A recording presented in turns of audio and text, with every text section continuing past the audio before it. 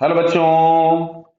यहाँ क्वेश्चन में लिखा है thief is running away on a straight road in a jeep moving with speed 9 meter per second.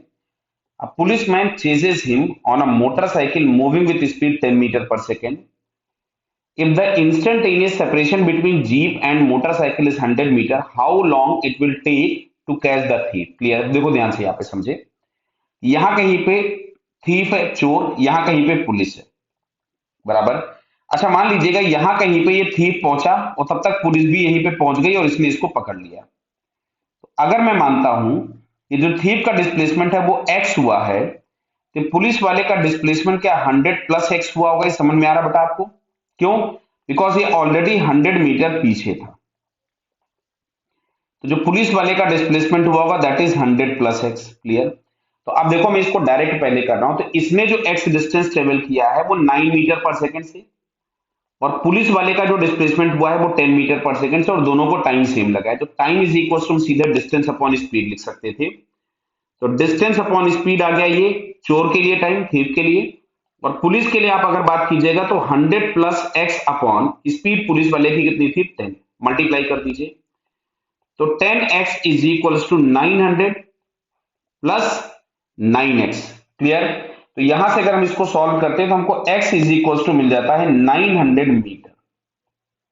तो 900 metre travel करने के बाद ये इसको पकड़ेगा। क्लियर बात समझ में आ रहा है? तो अगर हम x की जगह पे 900 प्लेस करें तो अब ध्यान से सुनना। अभी जो x था वो x हमारे पास था कितना, कि 9 इंटू टी था। तो x की जगह अगर हम 900 प्लेस करते हैं तो यहां से हमें मिलेगा 9 इंटू टी, मतलब t इज इक्वल टू आपके पास आ गया 100 second. Distance is equal to speed into time लिखा है बिकॉज एक्सेलरेशन की वैल्यू क्या दी है, 0। अब सुनो, अच्छा दूसरी चीज सुनो।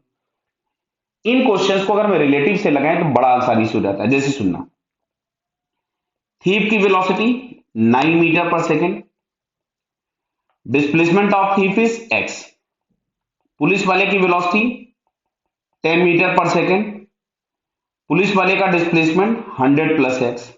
तो अब अगर मैं यहां पे लिखता हूं कि displacement of thief with respect to police, तो मैं यहां से लिखूंगा, या डिस्प्लेसमेंट ऑफ पुलिस लिख लीजिए। चलिए ऐसा लिख लेते हैं हम लोग यहां से कि जो displacement of police with respect to thief, तो यहां से हम लोग लिखते हैं displacement of police minus displacement of thief, that is 100 plus X minus X. तो ये आ गया 100 मीटर। ये रिलेटिव से हम लोग सॉल्व कर रहे हैं। यहां तो खैर ये भी मेथड उतना ही छोटा है, दोनों मेथड छोटे थे, बट कई क्वेश्चन ऐसे होंगे जिसमें रिलेटिव बड़ा आसान हो जाएगा।